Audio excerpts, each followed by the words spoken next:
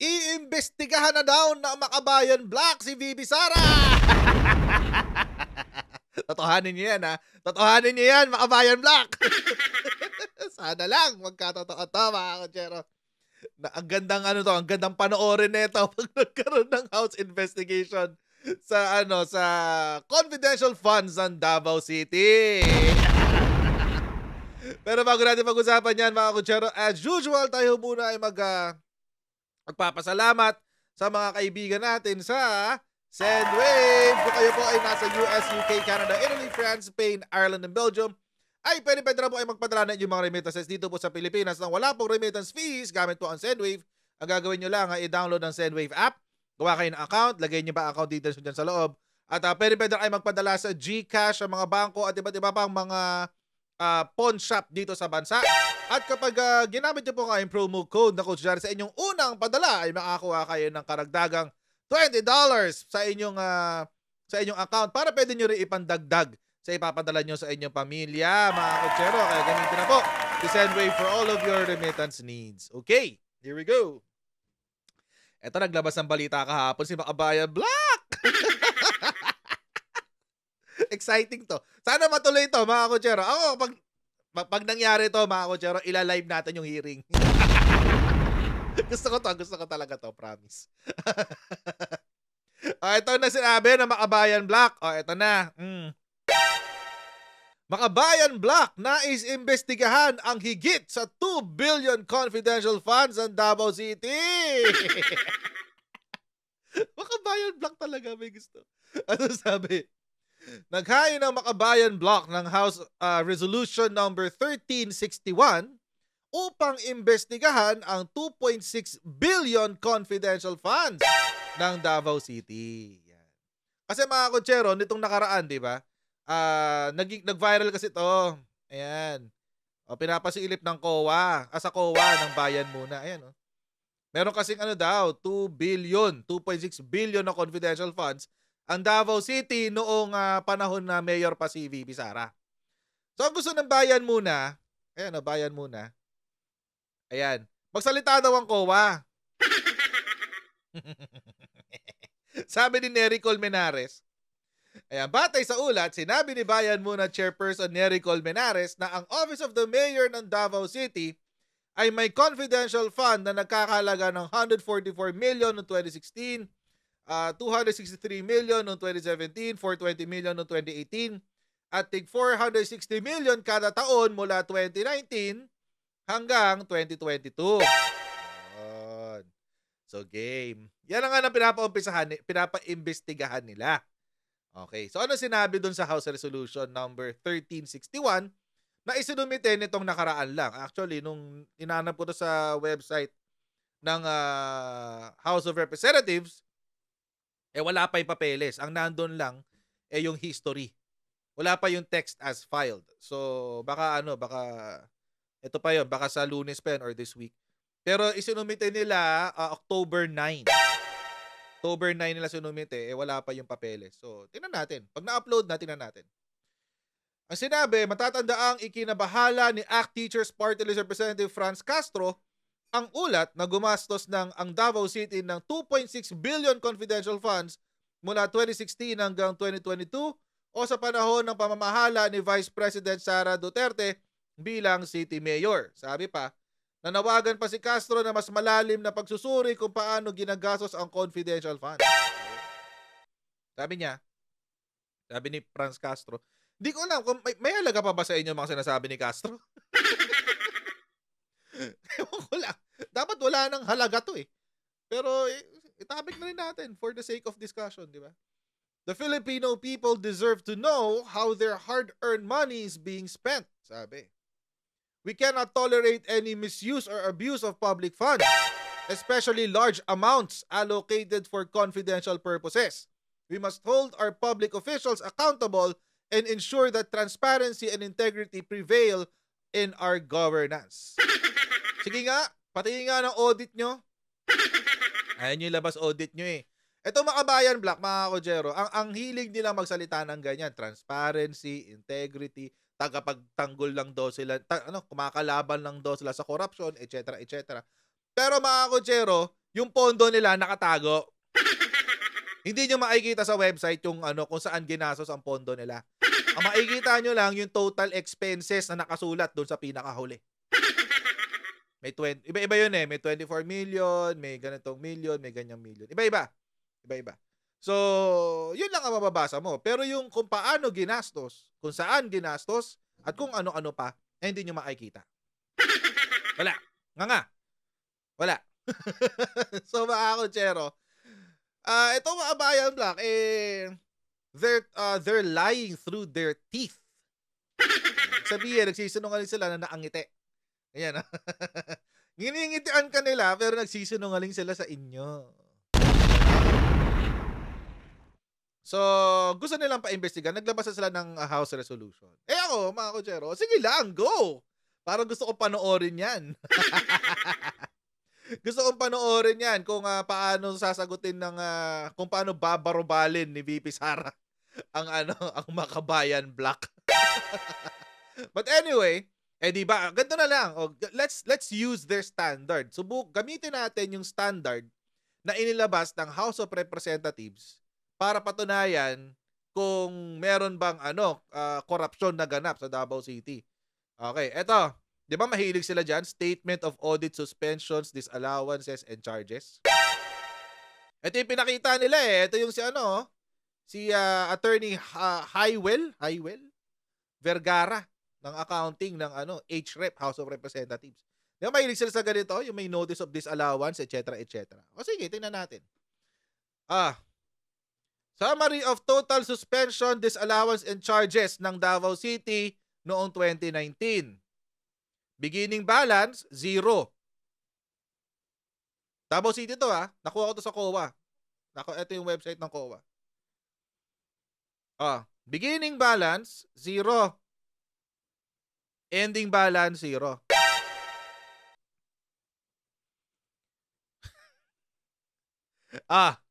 Meron. Sige. 2021. Beginning balance, 0. Ending balance, 0 din. 2021. Beginning balance sa 2020, 0. Ending balance sa 2021, 0. 2022. Beginning balance ng 2022, 0. Okay? Ending balance ng 2022. 0.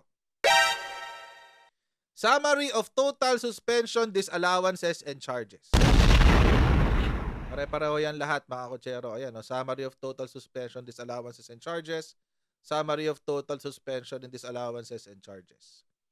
Yun yung binibida nila, di ba, ng House of Representatives. Ito, ni Vergara. Ayan. Yan yung Maling, Roberto Maling, Secretary General ng House of Representatives. Yan yung binibida nila, di ba? Suspension, allowances, and charges. 0-0 lahat, di ba? Beginning, 2023, July 1. September 30, 2023, 0. Alam nyo pa nakakaloko dito sa ginawa ng House of Representatives. Sorry I have to point this out. Kasi, beginning balance niya, July 1, 2023. 2 months ago. Or 3 months ago, for that matter. Wala ba kayong year to date? Yung beginning balance December 31, 2022 hanggang September 30, 2023. Luto nyo talaga taong bayan Tapos may mga naniniwala dito sa sa dokumento na to. Sa mga naniniwala po sa dokumento na to, mga kutsero, parang awa nyo na sa sarili nyo. Don't. Stop it. Kasi nakakaloko tong dokumento na to Kulang-kulang Imagine, so sa period ng July 1 hanggang September 30, yun lang yun. Yun lang yung 0 na yan. Paano kung meron ng April? Paano kung meron ng March? Paano kung meron ng February? Paano kung meron ng January? Hindi nyo alam. Nakakainis tong dokumento na to, promise. Nung una, nung una ko nakita 'to, tawa ako ng tawa, eh. Diyos ko. Grabe kayo. House House of Representatives, grabe kayo, ah. Wag naman ganito. Huwag niyo kaming daanin sa propaganda, na mahiya-hiya naman kayo, House of Representatives. Dinadaan niyo yung taong bayan sa propaganda, hindi yung lahat ng Pilipino tanga. Ginagawa niyo, Diyos ko, nakakadiri kayo. Oh, sige, may mga nagtatanggol, 'di ba? Nagsasabi, oh, naglabas na ng ano, ng statement ang COA tungkol sa suspension, allowances and charges. O 000 lahat. O eto yung sa Davao City noong 2020, o 000 lahat. Davao City noong 2020, 2019 pala to actually. Hindi, 2020.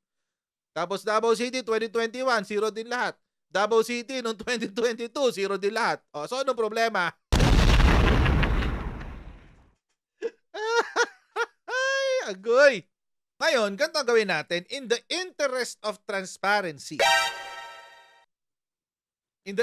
transparency, puntahan natin yung unang term ni VP Sara, 2016 hanggang 2016, 2017, 2019. 2016 hanggang 2019. Tingnan natin kung meron din ganito. Kasi doon, mga kotsero, meron kayong makikita. Eto, papakita ko sa inyo. Yan. Yan, ang dami, di ba? Ito, 2016. As of December 31, 2016, status of suspensions, disallowances, and charges issued ito sa Davao City. January to December of 2016. So, ibig sabihin, yung first half nito, si Digong, second half, si Inday. Ayan. So, ang ending balance niya, nasa, dami nito, oh. May 493, notice of suspension, notice of disallowance, 24 million. So, ang total niya, 25 million total. 25 million. Hinahanap ko kung nasaan, kung bakit merong notice of disallowance tsaka notice of suspension. Ito po mga kutsero, kung babasahin niyo yung total, yung what do you call this? Yung mga findings, ayan, qualified opinion siya.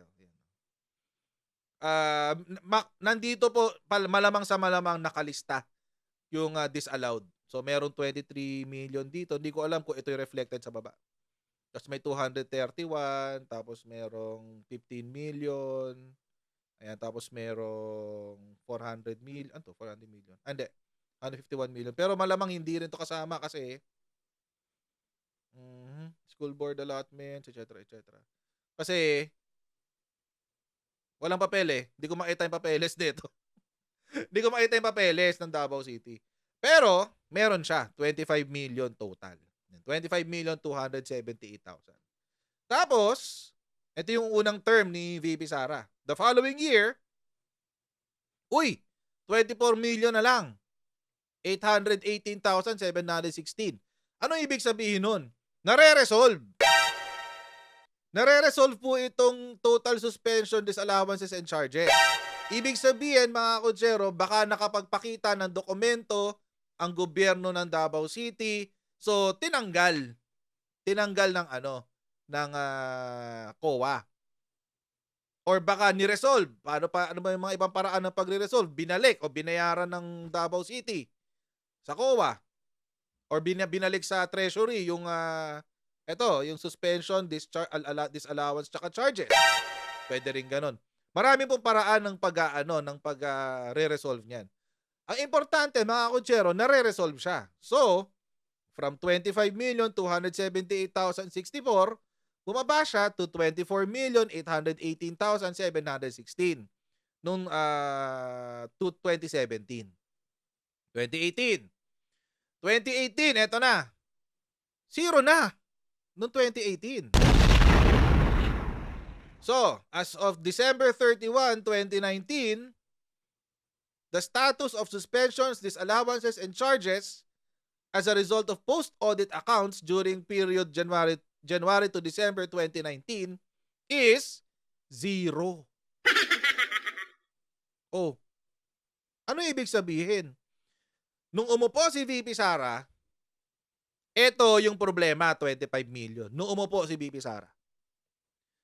3 years after her first term, matapos ng kanyang unang termino, nalinis na niya yung mga problema.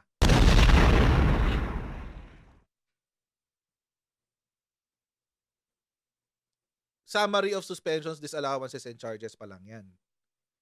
Kaya nung nakita nyo kanina, from 2019, zero na, di ba? Beginning balance siya, 2019, zero. From 2019, nung naging mayor siya ulit, second term, si VP Sara, from 2019 hanggang 2022, zero na siya. Zero na. Wala na. Zero na. See?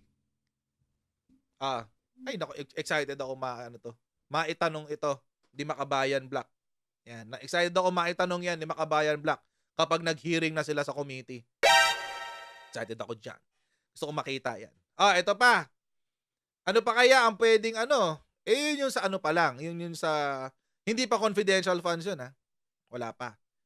Yun pa lang yung nasa audit. Total naman, kung ang sukatan ng iba dito ng korupsyon ay 0, 0, 0, 0 lahat, ibig sabihin, kay VP Sara, lahat ng pagkakamali ng naunang gobyerno before her, nalinis niya. Nalinis niya lahat. Pagdating ng 2019, wala na, zero na. May reklamo?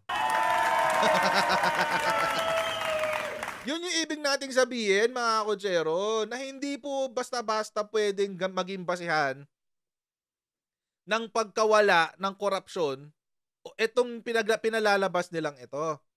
Tingnan nyo dito ha. Tingnan nyo dito. Kita nyo rin yung disallowances, suspension, and charges.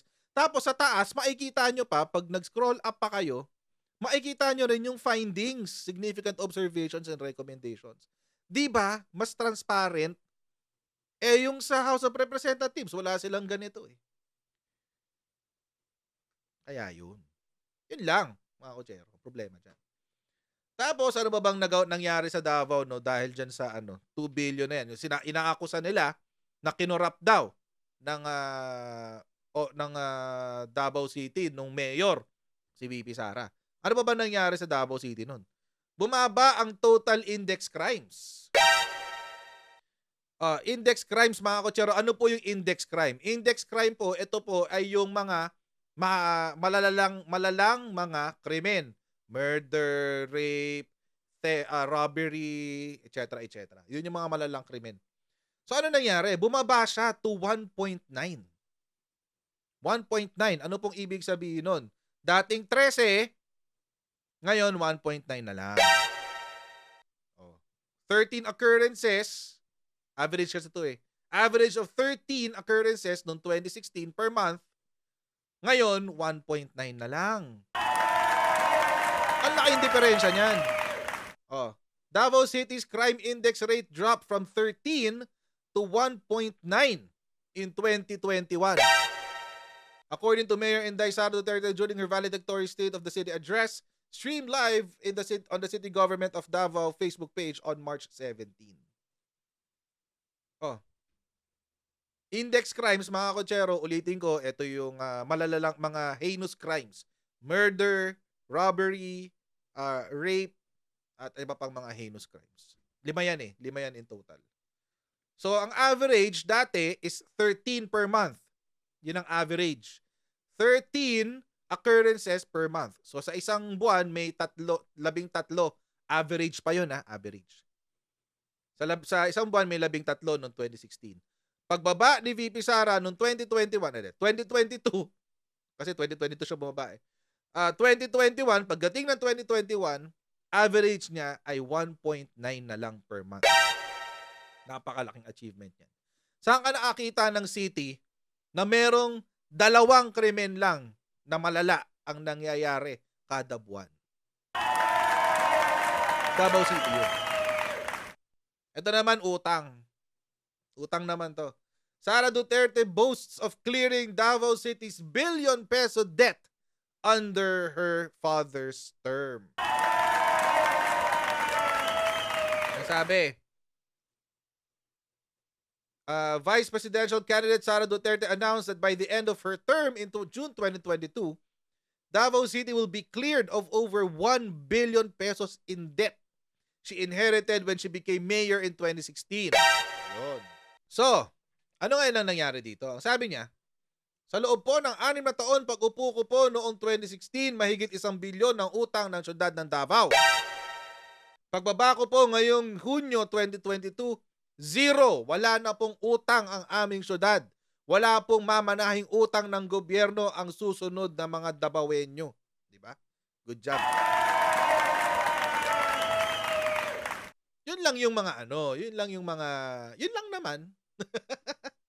Yun lang naman yung mga nagawa ng confidential funds. Bakit kaya?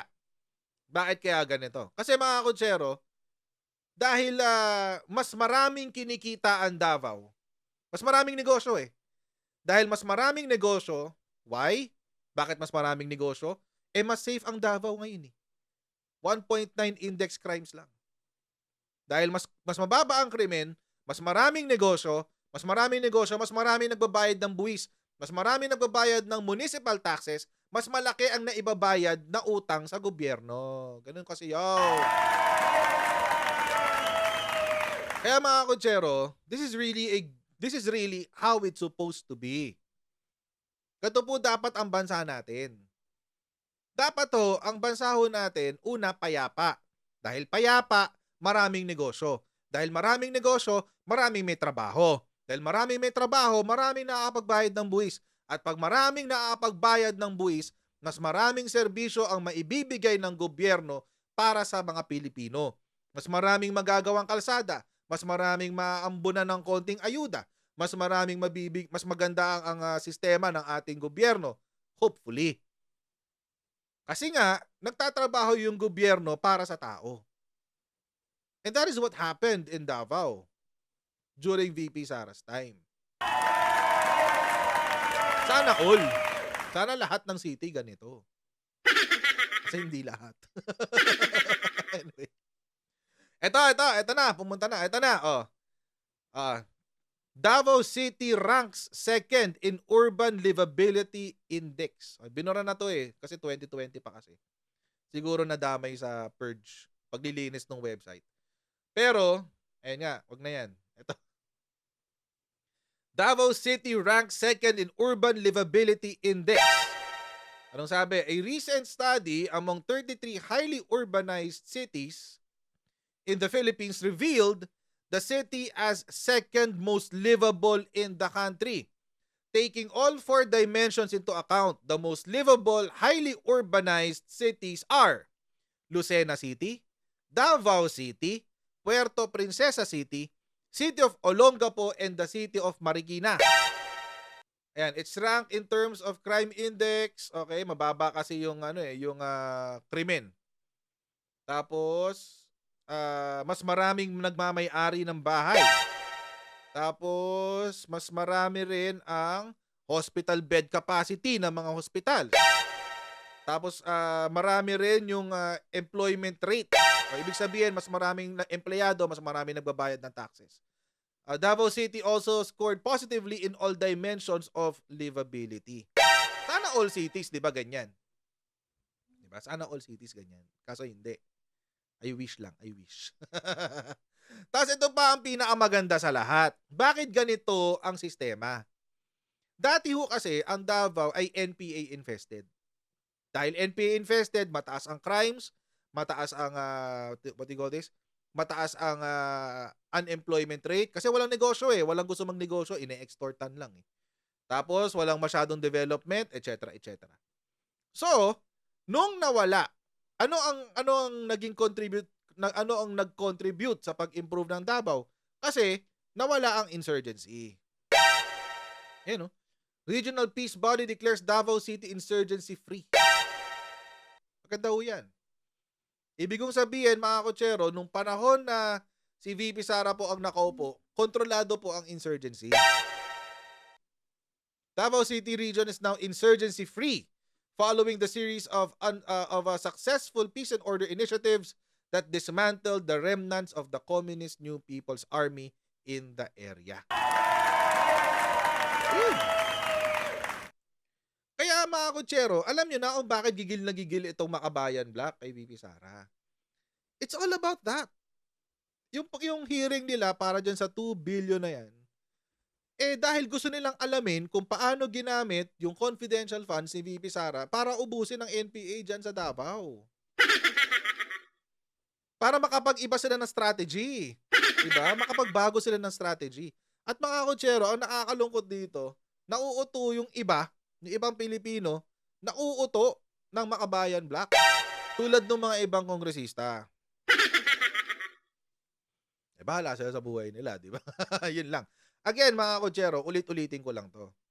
Kapag pag lumakas ulit ang insurgency sa Pilipinas, wala akong ibang sisisihin, kundi ang House of Representatives. That's it. Kayo lang ang sisisihin namin lahat. Dahil kayo ang nagbigay ng masamang imahe sa confidential funds na ginagamit ng iba't ibang ahensya para ipanlaban sa mga elemento na gustong magpabagsak sa sistema ng gobyerno sa Pilipinas. Pinasamaan nyo yung image Pinagmukhaan yung pamamaraan ng korupsyon yan Di ba? For what? Para makaisa uli kayo. Para maisulong yung ambisyon nyo. Ganon. Yun lang naman naging purpose niyan. Kaya kung hopefully not, God forbid, kung lalakas ulit ang NPA, kung magbabalik ang krimen sa bansa, at kung babagsak ulit ang ekonomiya ng Pilipinas, isisisi ko yan sa mga naging actors ngayon dito sa House of Representatives. So, hanggang dito na lang po muna tayo sa video na ito, mga kutsero. Huwag niyo pong kalimutan mag-like, share, and subscribe sa Coach Jared YouTube channel. At pa-follow na rin po tayo sa ating Facebook page, no? At I hope you keep abreast with developments dito po sa ating channel. And I'll see you again pala in our next video. God bless you. And I'll see you next time, guys. Bye!